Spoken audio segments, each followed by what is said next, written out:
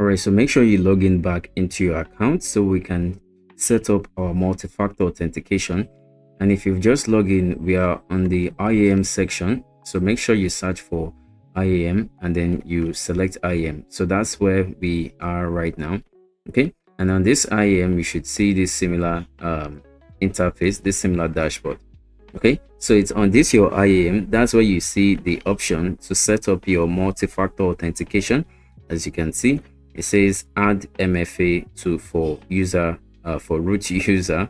Okay, and you know what we want to do is to just simply click on add MFA, and it's going to take us to another tab where we are simply going to set up our multi-factor authentication. And you can simply give your MFA a name. So for me, I'll just give it Olivia, and then you can use hyphen or some of these characters, right? So I can just say Olivia off like that. Okay, then if you scroll down, you see you need to select the type of multi-factor authentication device you want. Okay, so for me, I'm going to be selecting the authenticator application because that's the easiest and straightforward. All you just need to do is to just install an app on your mobile device. Okay, so when you select that, click next to proceed to the next step. And then this time around, you are going to be needing your device in this case. And you can also see the list of compatible applications. Okay, so I just want to show you.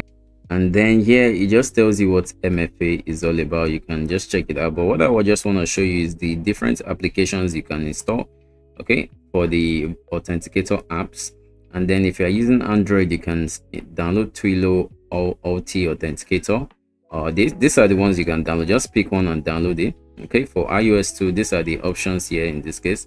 But for me, I'll be using Google Authenticator. So let me show you on my Android device.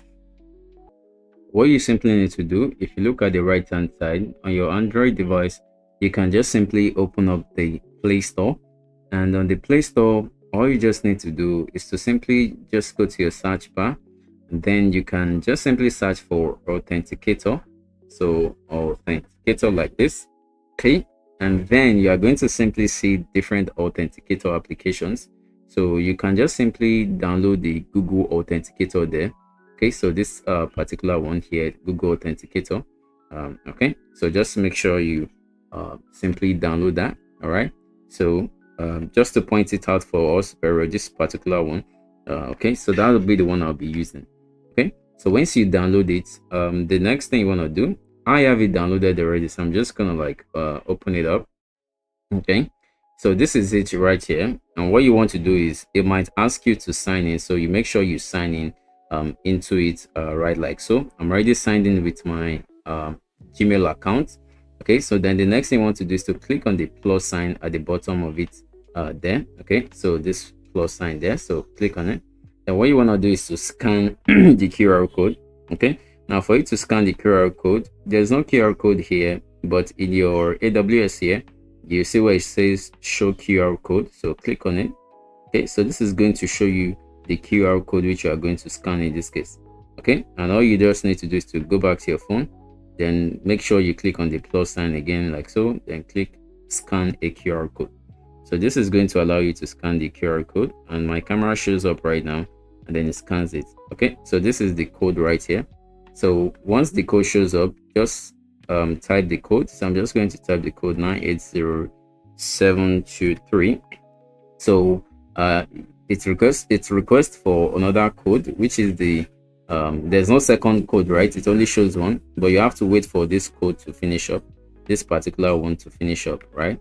So once it finishes up, it's still at 980, so it's going to change to a different 6 number, so you can see. So you're gonna want to type it there, so 206199. Okay, and then you click add multi-factor authentication right in this case. So this is going to set up by confirming that those numbers are correct. Okay, if they are not correct, you have to probably try again. Okay, so you can see it says MFA assigned. Okay, good. So that's just simply everything for this particular one. So if we scroll down, everything is set up already, and this is like the application. This is the setup here. Okay, and the date which you set that up. Okay, so if there's anything else again, will let us know. So let's say I want to actually log in again, maybe next time. Actually, let me just quickly sign out. So you can actually see that if by the time I log in this time around, it asks me not just my password, but the multi-factor authentication. So I've actually logged out really quickly. I want to log in as the root user. So make sure you are selecting root user, because I set it up on the root user, not the IAM. So make sure you are checking the account which you are setting it up on. Okay, so I'm just going to put in my email here. Okay, and next you want to put in your password. Just click put in your password. Now you can now see that this time around it doesn't just log me in directly. It says my account is protected with multi-factor authentication, and if I don't actually have my phone with me, or if somebody knows my password, they need to still put in this MFA code to log in successfully. So since my phone is here, you can see this is the code is showing right now. So I'm just going to type it. So 932 then 117, right, in this case, and then click sign in. So this successfully signs me in to my AWS account, my root user account specifically, and that's it. Okay, so this is just simply how to set up a